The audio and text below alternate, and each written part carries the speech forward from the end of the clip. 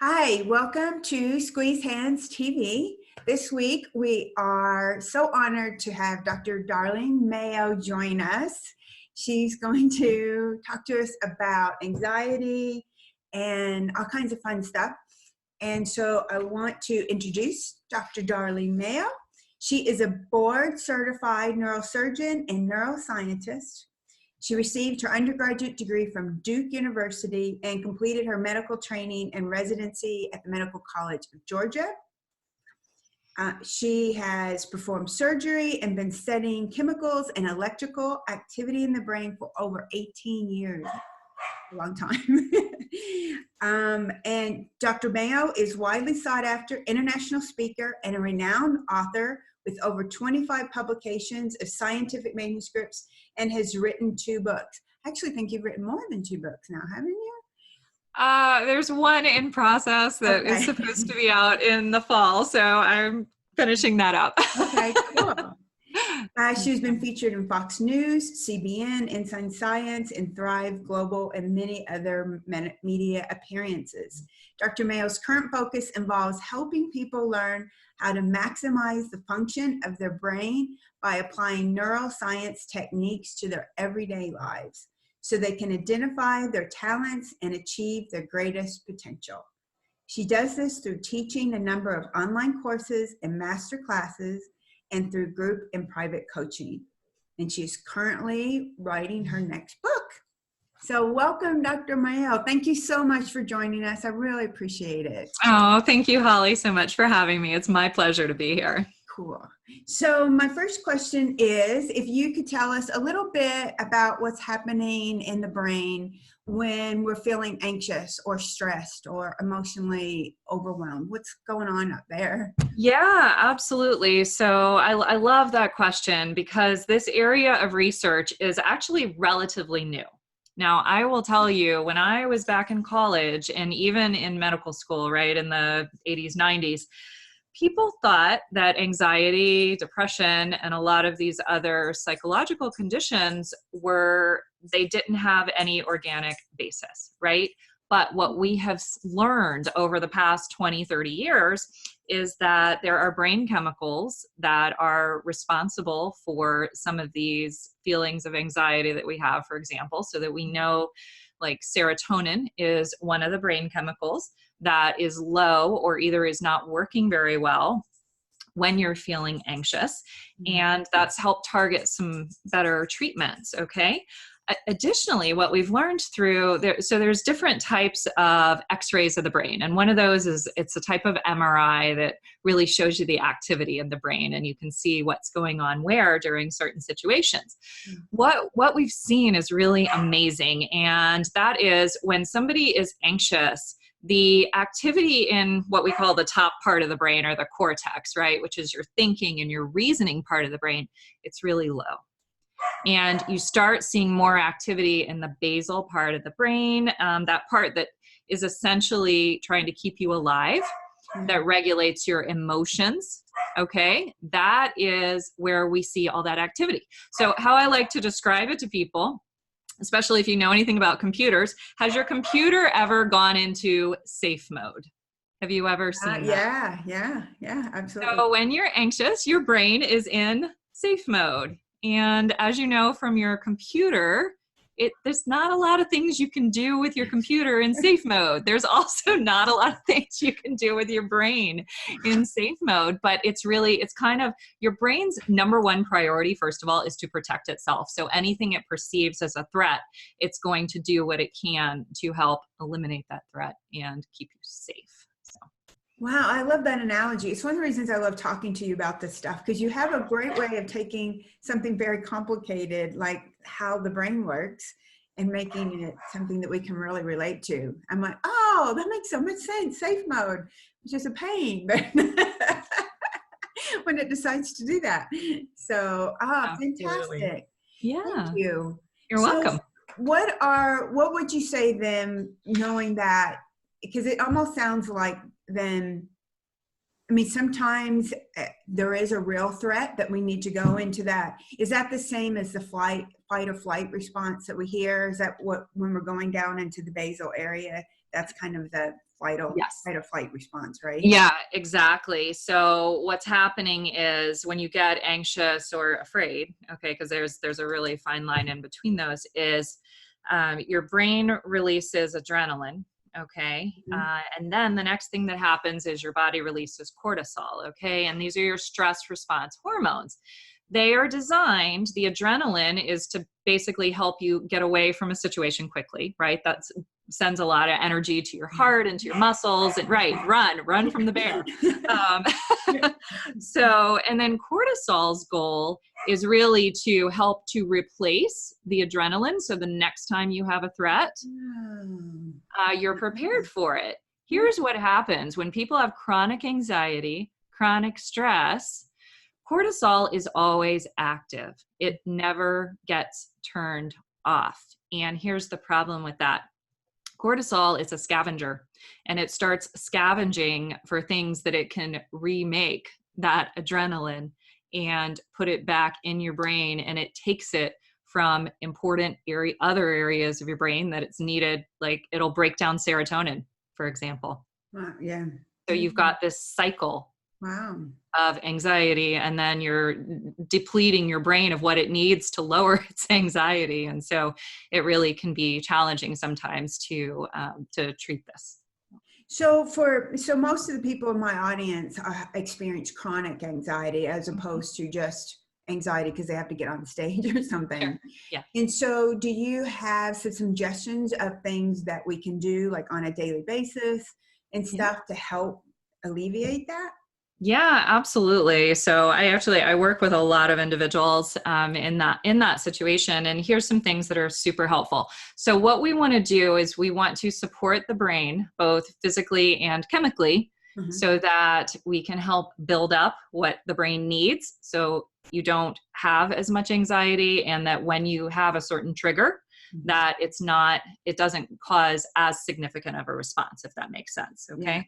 Yeah. So one of the things is to have a daily practice of gratitude.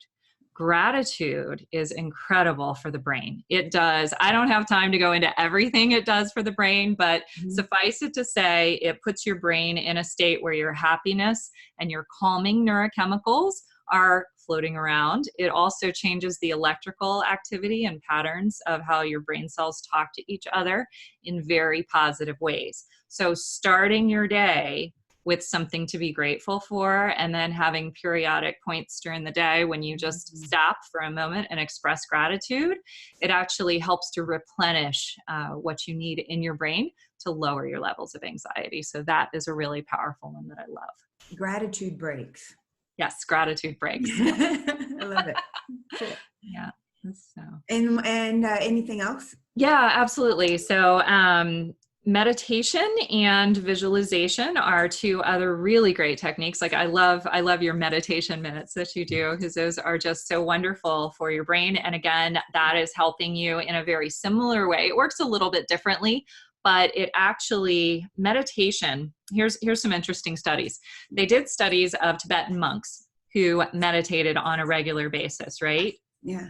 They have zero anxiety, zero depression, and they actually were healthy.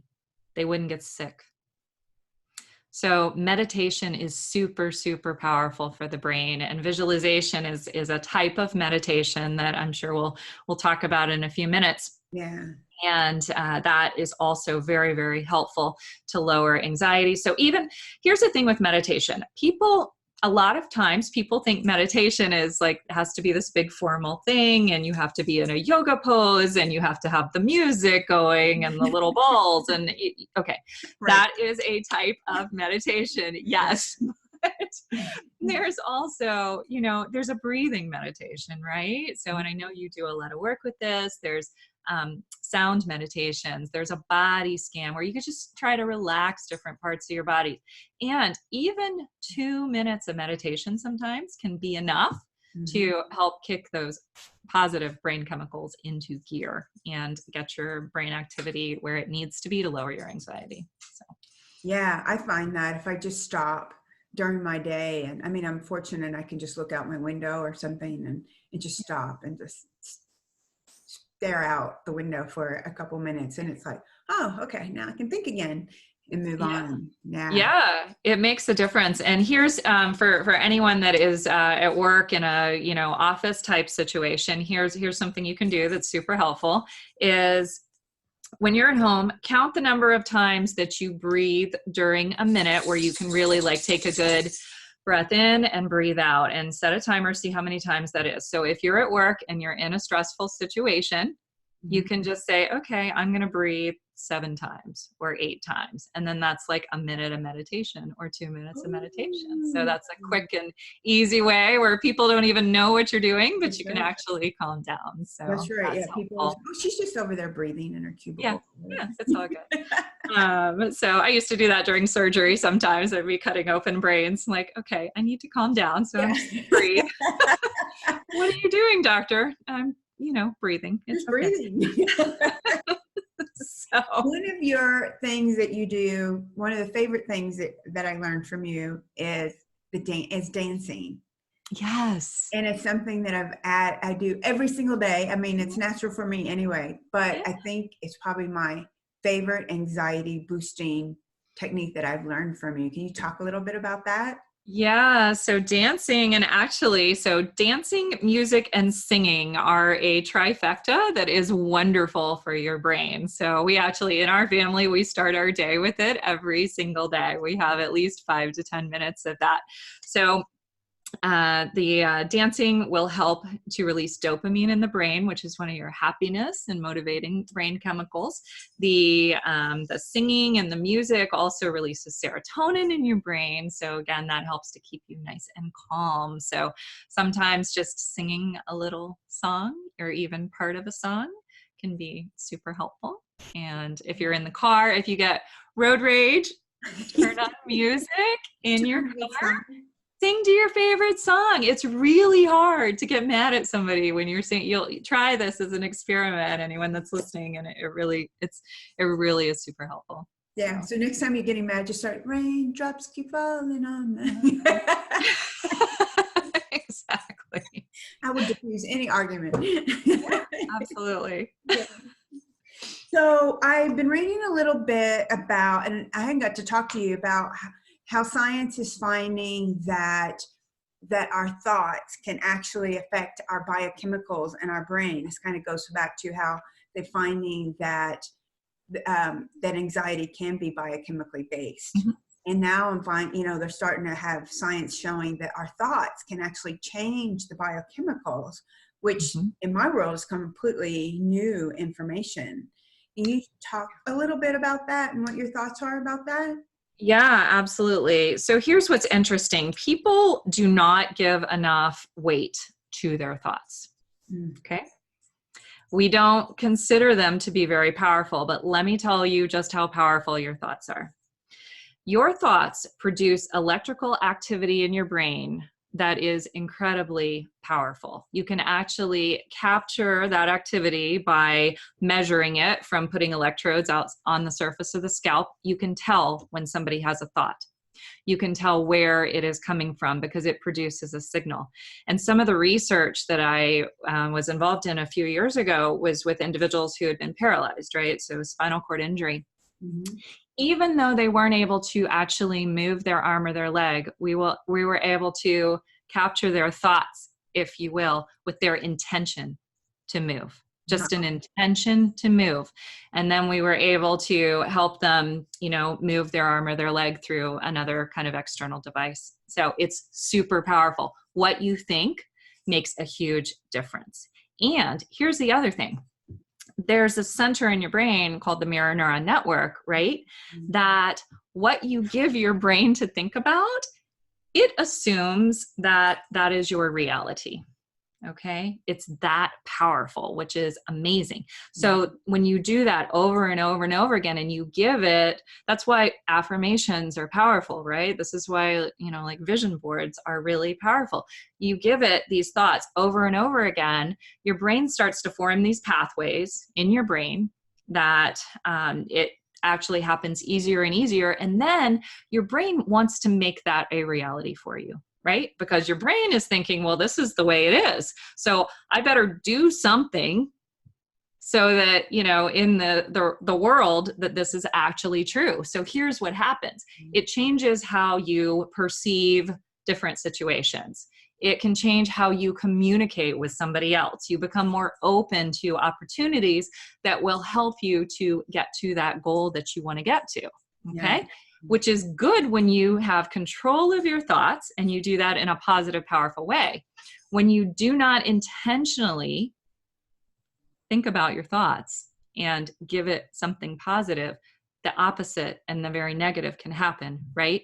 Yeah. So when you're sitting there and you're ruminating about what if this happens and oh my gosh, and then the snowball that happens sometimes in anxiety, right? Well, okay, this one thing, you know, okay, well, I, you know, missed this traffic light, so I'm late for my job interview. I'm never going to get a job. I'm going to get kicked out of my house, you know, and I'm going to be living as a homeless person under the street. Right. You know, these things happen, right? Because if you don't capture and control those thoughts at the early process, and then you're giving your brain that to think about. So it's going to say, okay, well, I guess she wants to be a homeless person. I mean, I'm taking this as an extreme example, but, you know, just to illustrate the point that what you continually put in your mind over and over again, your brain actually does everything in its power to make that a reality for you. Wow. I just love this because, you know, I've been hearing about vision boards and thinking of thoughts and positive affirmations, you know, for so long, but for some reason when, you know, hearing this and following, because you talk about this in the work that you do, Yes. that the power of your thoughts, Mm-hmm. it kind of like, oh, this isn't just something out there that people are making up. This is really based in science. This is really what's happening. It just really solidified that practice of paying attention to what I'm thinking and not, you know, if I think a negative thought, not beating myself up going, oh no, I'm going to, you know, manifest a car wreck or something, No, you know, not something, you don't have to, it's not that way. It's just basically, you know, paying attention to it in a broader scope of things and being intentional, like you said, you know, you talk about in visualization and stuff, being intentional about what you're thinking and how you want things to look throughout your day, you know, doing that first thing in the morning. Yeah, practically. That is very important. Yeah, it really, I think the important take homes, like you said, it's not that a single thought, you're going to like create this horrible reality. Let me be clear about that.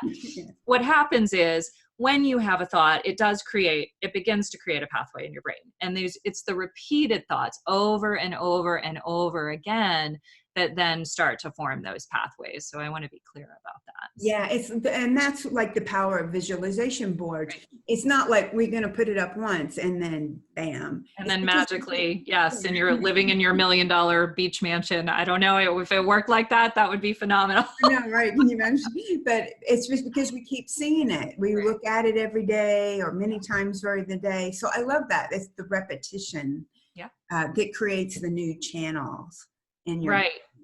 Yeah. And one thing that's really cool about the brain too, is your brain will start to change before you're even consciously aware of it. So sometimes people do these visualizations and vision boards and they say, well, you know, I've been doing this for a week. I don't know that anything is changing. If you were to look in their brain with an MRI scan, you would actually see things reorganizing and restructuring even before they see that conscious change. So I always encourage people, stick with it, even if you don't think you're seeing results right away. Yeah. It's when you look back at it, and for everyone, it takes different amount of time. You know, some people it is pretty quick, right? And then for others, it can take weeks or it can take months. And it just depends on what it depends on is how long those pathways have been in there that you want to break down. Oh, okay. You have to actively break down those pathways as you're building up healthy pathways. So if those pathways that are unhealthy have been there for a very long time, it can take a longer time to overcome those.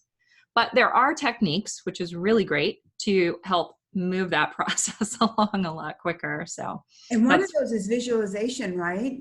Yeah, absolutely. Yeah, and I know you talk a lot about that. Is it something that you could walk us through? Is maybe a little visualization on kind of reducing anxiety so that we can, when we're feeling that, the viewer, that we could maybe stop or start our day with that.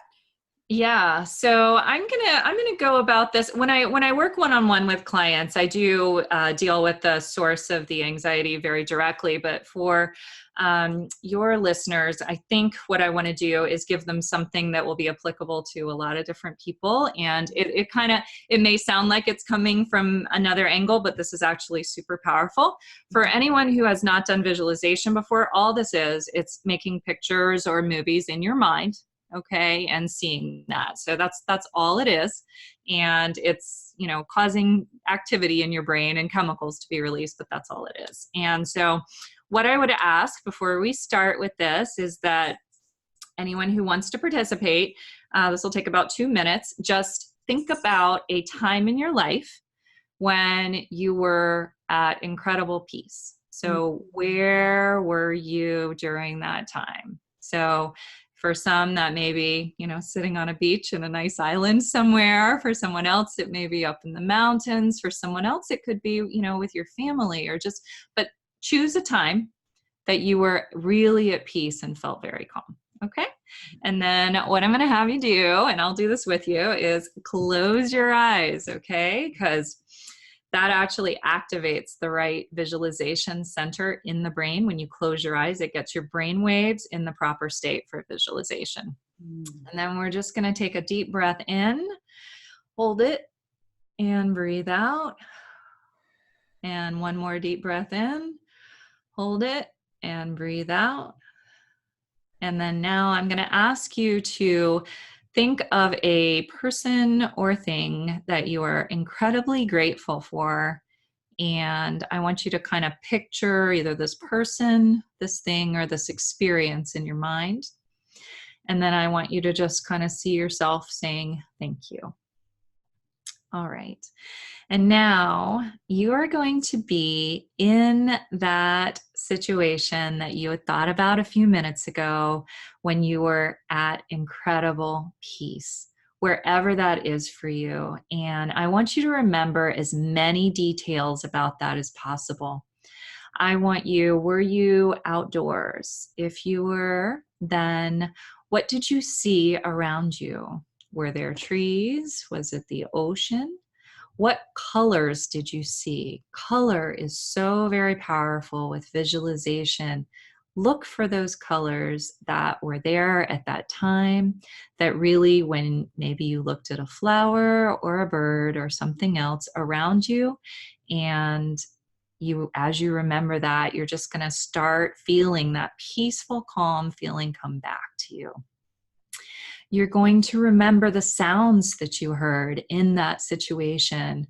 Were you outdoors? Were there birds, seagulls? Was it laughter? Maybe you were with your family or with a child and there was laughter and those sounds coming.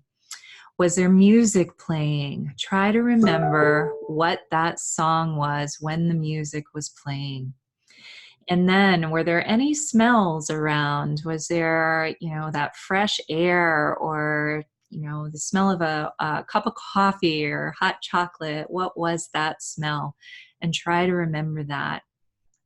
What were you doing? Were you walking? Were you touching something? What are the textures that are around you? What were you able to feel? Were you able to feel a breeze come over you? Put yourself in that situation with all of those rich details. And then I want you to remember that feeling that you had, that incredible feeling that just brought a smile, a peaceful, contented smile to your face. And you're going to enjoy that for just a minute. And here's what's really incredible.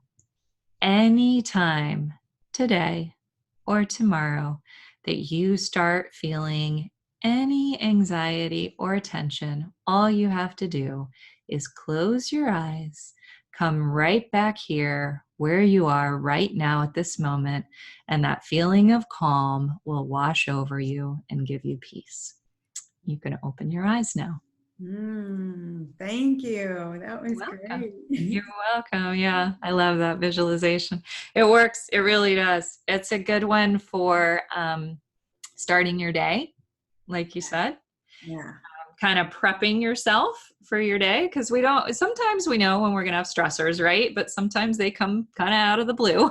So prepping yourself, and then when you give yourself that suggestion at the very end, that you can get back to that state anytime, that is super, super important.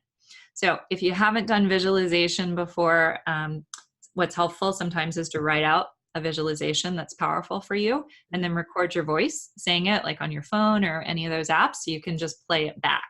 Because sometimes when you're in that moment of anxiety, right, like it's hard to quiet your brain. But if you can hear your voice at a time when you were calm, it actually is super powerful to get you right back there. So wow, that's great. Yeah, thank you. Yeah, that's really, and it only takes, it's only a couple minutes. I mean, it really took hardly any time at all to do that, and I could feel myself breathing deeper. It's like my body started taking a really deep breath and stuff. So that's kind of cool. So thank you so much. You're welcome. And if you could see your brain right now on MRI, it would be lighting up all over the place. It'd be super cool. All over the place. So cool. So tell my audience where they can get in touch with you, where, they can follow you and stuff, in case they want to learn more about what you do and stuff. Yeah, absolutely. Well, I have a pretty significant presence on social media. So I have a Facebook page. It's Darlene A Mayo, MD, and I can send you those links so you can put them. And then I have a Facebook group that is Neuroscience Ninjas, because, that's just a cool name. So I like that. So and we go, and I talk a lot. It's a free group, but I do talk a lot about my coaching. I do coaching and consulting, both one-on-one and in a group setting. And then I have some pre-recorded courses, because sometimes people like those too. So if you connect with me on Facebook, and feel free to message me, and I will let you know what we have available. And I usually do a little short consultation, so I can find out how we can best help you. Perfect. Great. Thank you so much. I really appreciate your time. Oh, you're very welcome. I know it'll help a lot of people along the way, and I really appreciate it. And yeah, I will definitely put the information on how people can connect with you in the notes with this video, and go from there. Thank you again. I really appreciate it. You're very welcome. It's my pleasure. Everybody who's watching this going, thank you, thank you, thank you. So thank you everybody for watching, and we will see you next week on Squeezehands TV. Bye.